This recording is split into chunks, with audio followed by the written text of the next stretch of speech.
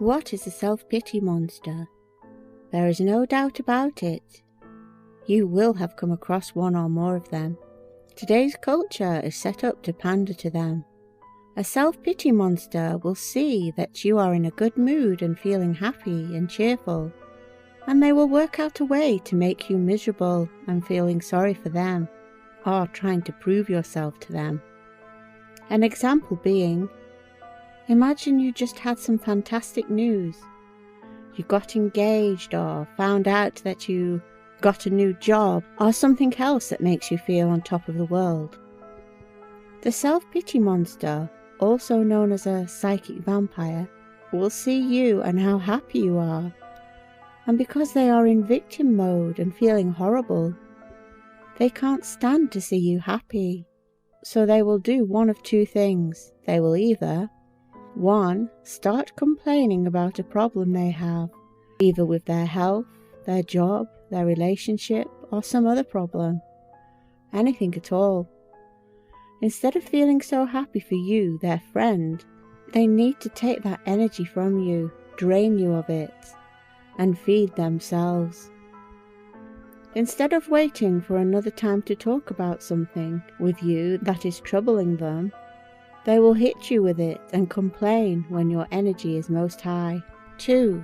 Attack you in some way to make you feel guilty for being so happy, either by accusing you of being a bad person for laughing and joking and being happy, or think up a reason why you are not allowed to be happy.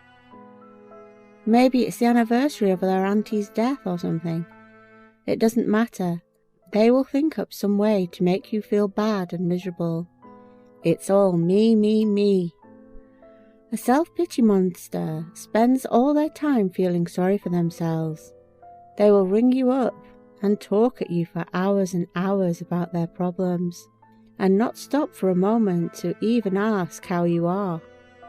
And if they do ask, when you try to reply, maybe saying you have a cold or something, they will cut you off and talk over you about how when they have a cold, it is always so much worse than whenever someone else has one. They will go into competition with you about illnesses and how hard done to they are.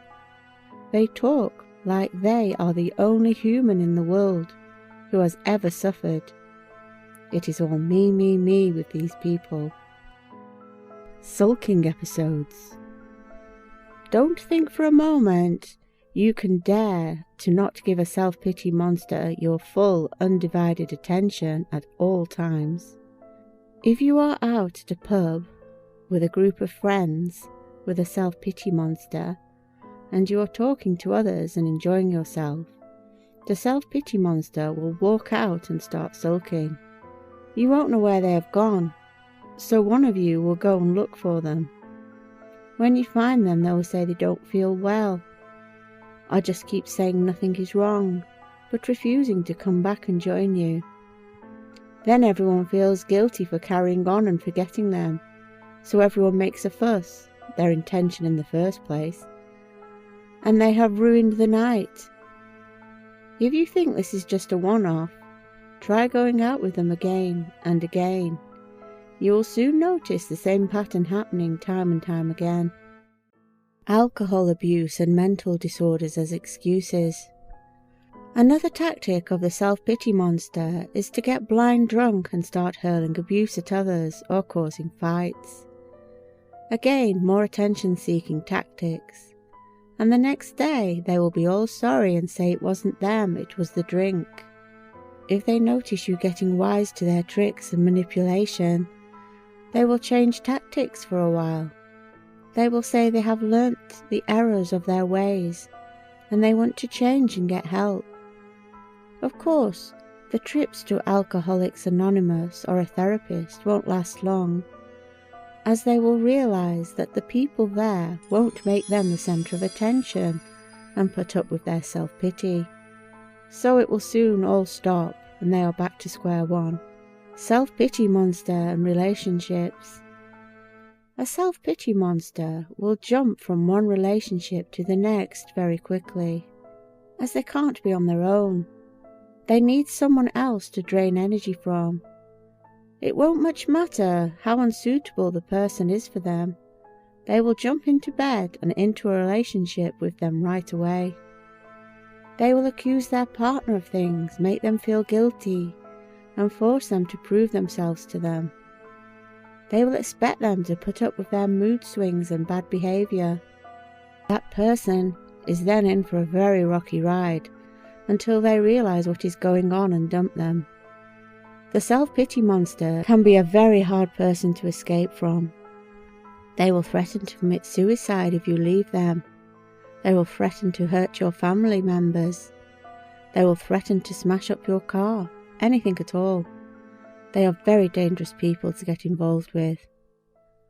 Traits of a self-pity monster: superficial charm, self-centered and self-important, need for stimulation and prone to boredom, deceptive behavior and lying, conning and manipulative, little remorse or guilt, shallow emotional response, callous with a lack of empathy, living off others or predatory attitude, poor self-control, promiscuous sexual behavior, early behavioral problems, lack of realistic long-term goals, impulsive lifestyle, irresponsible behavior, blaming others for their actions, short-term relationships, varied criminal activity. What should you do if you are involved with a self-pity monster? If you recognize these symptoms in someone, do not approach them with this information. Just make your escape as quickly as possible. A self-pity monster cannot be talked around. They cannot be reasoned with. They will attack you if you turn against them aggressively. They will spread rumors about you and do anything they can to get pity from others and make you look like the bad person. Drained, used-up people who have been in the path of destruction of a self-pity monster will be very run down and often will find all this very hard to deal with. But don't give up. It might seem like the lies that the self-pity monster is spreading about you will turn everyone against you, but any who are worthy of your friendship will stick by you, and those who don't really know you and listen to hearsay, well, they aren't worth knowing anyway.